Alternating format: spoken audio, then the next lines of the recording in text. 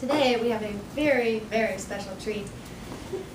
Stacey Perkins will be kicking off today with her icebreaker, and the title of her speech is Life is a Journey, and Stacey is going to share with us her traveling experiences and adventures and how traveling in this world has shaped who she is.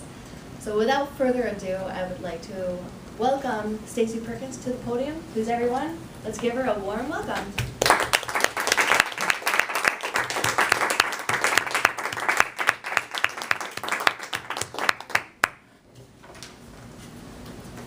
Hi again, everyone. So today I've chosen to speak about my traveling experiences throughout the United States and abroad. Why? Because I think that is a large part of who I am. It definitely makes me happy when I'm on a plane going somewhere. And I've done it often enough where I think I have some pretty interesting experiences, at least to myself, that I'd like to share.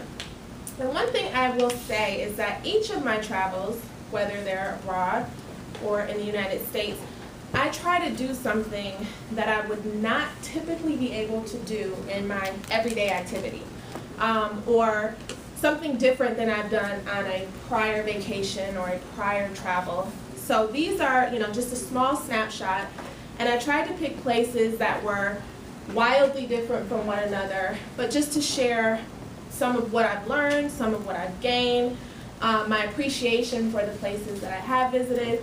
And so I think you might enjoy hearing about these experiences. So the first place, and I'll give you a little background on how I ended up in each one of these places, but was Puerto Rico. You think of Puerto Rico, sun, beach, fun times. I was there for work, believe it or not. For my prior position at the Federal Energy Regulatory Commission, and I was asked to recruit students at their local engineering college to recruit them for candidates for employment.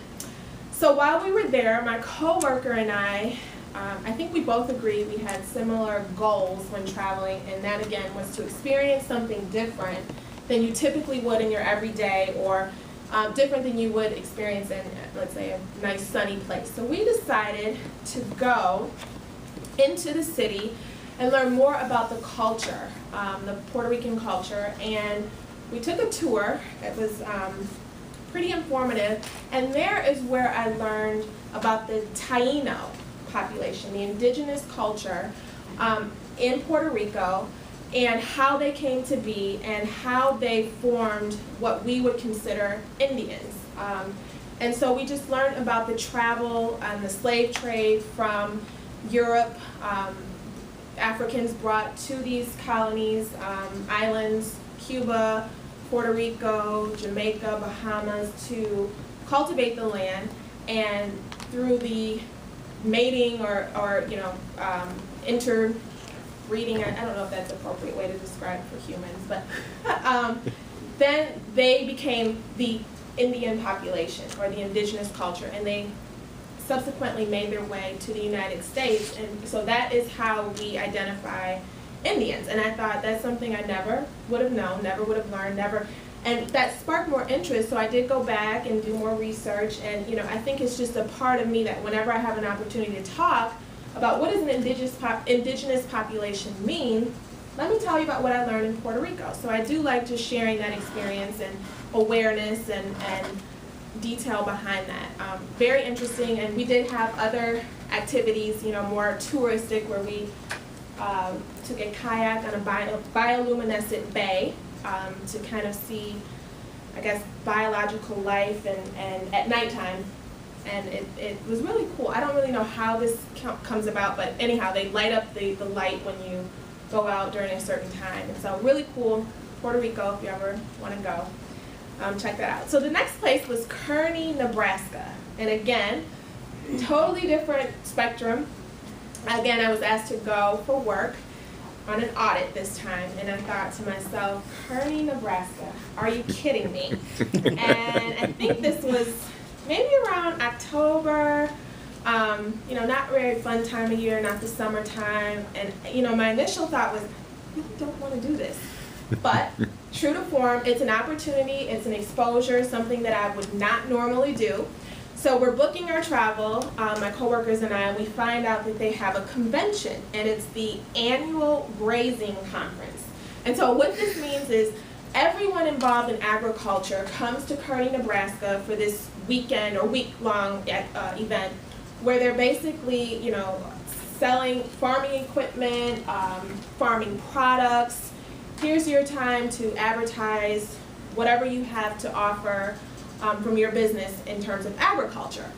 So what this meant for my team and I is that, you know, booking into this area was not easy to do. It's a small city, but everyone's coming there this weekend.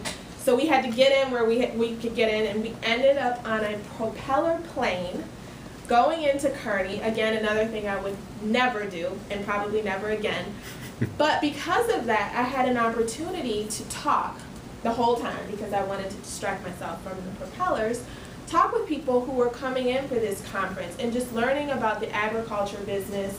And that's really how they sustain their economy. Billions of dollars come into that economy for their livestock, for their produce, and a lot of these farms are still owned by families. So before this, I kind of thought farming, kind of big business, but a lot of these are maintained by individual families, and that was good to hear. And just how they really rely on activities like this conference to sustain their businesses. So I thought it was pretty cool. We saw tractor trailers going down the street.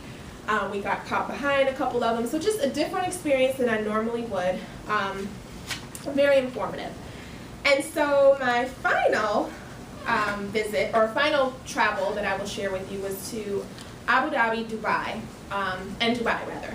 And these are countries in the Middle East. I went for a program for school, my MBA, where we presented to Emirati Airline on ways to increase, tourism is a big business in Abu Dhabi, so to increase tourism, to get people to come in and use their airline.